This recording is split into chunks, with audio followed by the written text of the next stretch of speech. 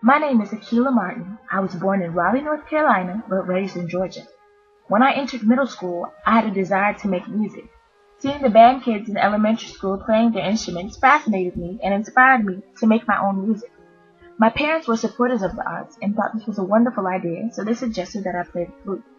My excitement could not be contained the day we went to the store to purchase my instrument.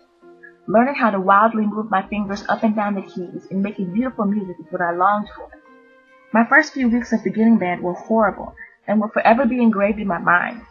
I could hardly put my instrument together, and making a note was impossible. Taking a deep breath, I would set my mouth on the mouthpiece and blow with all my might, but nothing would come out. This was quite discouraging at first, but I kept at it. I knew I had to push myself because failure was not an option. I didn't want to let my family down. As I slowly but surely progressed in beginning band, I was able to join the top performing ensemble within a short period of time due to my hard work. 3 years later, I had become a very accomplished flutist and was ready to move on to the next level, high school. At the high school level, they had a marching band. It was something that caught my attention, so I decided to give it a try and experience something new. I remember my first day. The sun was beaming hot on my neck. Sticky sweat slowly dripped down my back and thighs. Buzzing mosquitoes zipped in and out of my ears and feasted on my flesh. I was so sore I could barely walk off the field after practice. This first day was very discouraging. I pictured marching band to be a fun experience. I didn't think it'd be so much hard work. Part of me felt like quitting and finding another extracurricular activity to participate in, but my director told me to try it out for a little bit longer because it gets better. I knew Mr. Goins wouldn't steer me wrong because he was like my band father, so I decided to stay. I wanted to be successful and keep trying. I began to have a can-do attitude and started to think positive.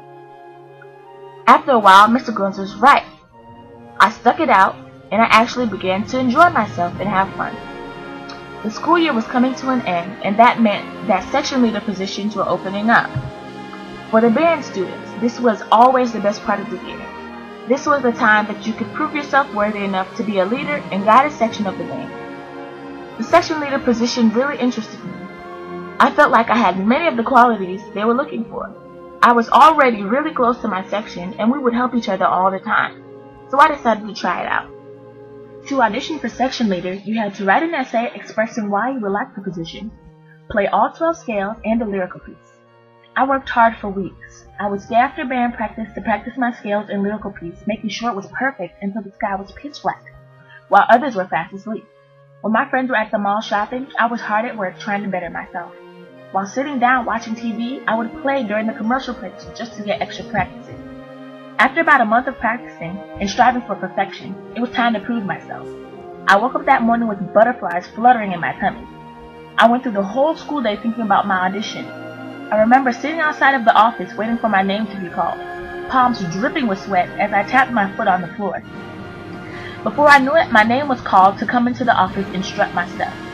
I had never been so nervous before, but I took a deep breath and went for it. After I played, the judges showed no emotion. This put fear in me because I had no hints on whether I did a good job or not. Now I had to wait a whole week to know if I did well enough to be section leader. The week dragged on and the anticipation was killing me. Finally the day came. Everyone was sitting in the auditorium. It was so silent you could hear a pin drop. After a quick introduction, the director began to call names. I sat in my seat with my eyes shut and hands clasped together, praying that my name would be called. As I sat there anxiously, I thought about all the hard work I had put in and how badly I wanted this position. But I decided that no matter what the outcome was, I would be happy. Next thing I knew, I heard my director say, Akila Martin. I heard my name, but I couldn't believe it. I was in shock at first. I instantly went numb. Then I ran up to the stage like a cheetah in excitement. I couldn't believe it. Me, a freshman, would be section leader next year. All of my hard work paid off. I was so proud of myself, and the applause I got from the crowd lifted my spirits even more. That day I felt so accomplished, and I knew that I would not have been given that position unless my director felt I could do the job. I promised myself at that moment that I would do my best and would not let anyone down. Getting the section leader position gave me a great sense of accomplishment and changed me as a person. The experience I went through to get to that point reassured me that hard work pays off and I can do anything as long as I put my mind to it.